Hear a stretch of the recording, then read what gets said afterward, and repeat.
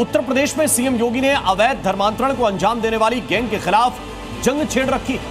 पहले बलरामपुर में इस गैंग के सरगना जलालुद्दीन के कन्वर्जन वाले अड्डे को बुलडोजर एक्शन से ध्वस्त किया गया और अब जलालुद्दीन की धर्मांतरण गैंग के कमांडरों पर एक्शन शुरू हो चुका है। बलरामपुर में ही जलालुद्दीन के भतीजे के अवैध कब्जे पर योगी का बुलडोजर प्रहार हुआ है। दावा किया जा रहा है कि इस अड्डे पर भी हिंदुओं का धर्मांतरण कराया जा रहा था।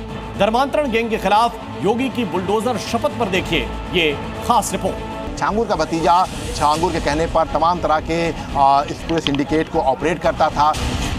धर्म का अवैध धंधा करने वालों पर सीएम योगी के बुलडोजर फिर गरज रहे हैं। सनातन से खिलवाड़ करने वालों को पीला पंजा सबक सिखा रहा है। और सनातन धर्म के साथ छेड़छाड़ करने का मतलब मानवता के जीवन के साथ खिलवाड़ करना है।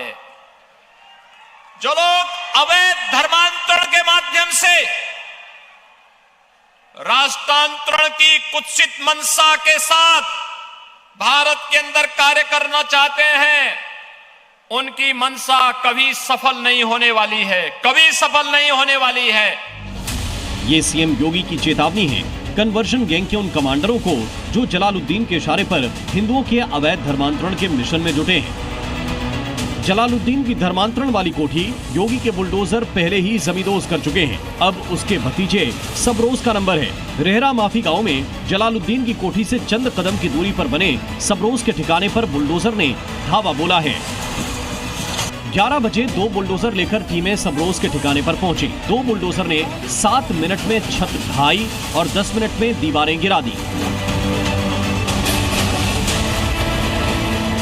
इसके बाद पिलर खोद दिए। देखते ही देखते सबरोज का वो ठिकाना बुलडोजर प्रहार से खंड खंड हो गया, जहां से वो सनातनियों को धर्मांतरण की घुट्टी पिलाता था, उनका धर्म परिवर्तन कराता था। सबरोज का ये अड्डा 300 स्क्वायर फीट सरकारी जमीन पर कब्जा करके बना था। बार बार नोटिस के बावजूद कब्जा हटाया नहीं जा रहा था। नोटिस जारी होने के बाद समय सीमा दी गई थी, लेकिन उस समय सीमा में उसने खुद ध्वस्तीकरण नहीं किया, जिसके बाद आज बुलडोजर की कार्रवाई की गई है। ऐसे में तमाम जो ज़मीनें हैं उनको चिन्हित किया जा रहा है। छांगुर का भतीजा छांगुर के कहने पर तमाम तरह के इस पूरे सिंडिकेट को ऑपरेट करता था। फंडिंग की पूरी जानकारी उसको थी। इसके साथ साथ सबसे बड़ी बात है कि छांगुर के जेल जाने के बाद वो पूरी तरह से एक्टिव हो गया था। ऐसे में अब उसकी जो कब्जाई हुई ज़मीन पर जो मकान से बनवाया था उस पर बुलडोजर की कार्रवाई की गई है। रेहरा माफी गांव योगी के बुलडोजरों की दहाड़ से थर्रा रहा है। ये वही गांव है जो जलालुद्दीन का बेस कैंप कहा जाता है। यहाँ उसके समर्थकों की अच्छी खासी तादाद है, लिहाजा बुलडोजर एक्शन के दौरान पूरे इलाके पर ड्रोन से नजर रखी जा रही थी। छांगुर के भतीजे ने जहाँ पर अपना मकान बनवाया था वहाँ पर उसने अपना बेस भी बना रखा था। धर्मांतरण के लिए बाकायदा यहाँ पर लोग भी लाए जाते थे। हम आपको तस्वीरें दिखाते हैं कि पुलिस बल जो है वो उसने यहाँ पर ध्वस्तीकरण के वक्त ड्रोन जो है वो यहाँ पर लगाया हुआ था। वजह ये थी कि जो ड्रोन है उससे तमाम जो आसपास के जो एरिया हैं उनको लोकेट किया जा सके, ताकि अगर कोई माहौल बिगाड़ने की कोशिश करता है तो उसको ट्रैक किया जाए। बुलडोजर एक्शन के साथ न सिर्फ ड्रोन की मौजूदगी थी, बल्कि भारी संख्या में पुलिस फोर्स भी तैनात थी, ताकि कहीं भी किसी तरह की गड़बड़ी न हो सके। छांगुर गैंग पर लगातार अब बुलडोजर की कार्रवाई हो रही है और छांगुर के भतीजे के आवास पर बुलडोजर कार्रवाई के लिए तमाम पुलिस बल भी तैनात किया गया था। आप तस्वीर देख सकते हैं कि कई थानों की पुलिस बल जो है वो यहाँ पर तैनात की गई थी। वजह ये थी कि छांगुर गैंग पूरी तरह से अभी भी यहाँ पर सक्रिय है और यही वजह है कि अवैध धर्मांतरण के नेक्सस को तोड़ने के लिए लगातार जाँच एजेंसियाँ काम कर रही हैं।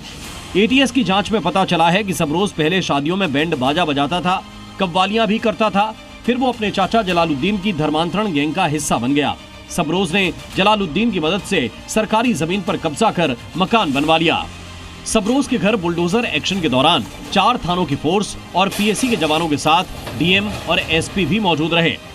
सरकारी भूमि पर, जो कि नवीन प्रति की भूमि होती है, ग्राम सभा की संपत्ति होती है, उस पर अवैध कब्जा करके निर्माण कराया गया था। उसको विधिक प्रक्रिया का पालन करते हुए अवैध निर्माण को हटाए जाने की कार्रवाई की गई। सबरोज उक्त मुकदमे में नामजद था और छांगुर के साथ ये आरोपी था। इसे भी ATS ने गिरफ्तार किया है। ये जो मकान था सरकारी भूमि पे उसने बनाया था, जिसे ध्वस्त किया गया है। और सुरक्षा की दृष्टि से यहाँ पे भारी संख्या में फोर्स को डिप्लॉय किया गया है। जलालुद्दीन और नसरीन की गिरफ्तारी के बाद एटीएस ने सबरोज को 19 जुलाई को गिरफ्तार किया था। खुलासा हुआ है कि इन लोगों की नजर बलरामपुर जिले की कई सरकारी जमीनों पर गड़ी हुई थी। अब उतरौला से लेकर नेपाल बॉर्डर तक ऐसी सरकारी जमीनों पर अवैध कब्जों की जानकारी जुटाई जा रही है। माना जा रहा है ऐसे सभी कब्जों पर बुलडोजर एक्शन हो सकता है। विशाल रघुवंशी के साथ ब्यूरो रिपोर्ट, जी मीडिया।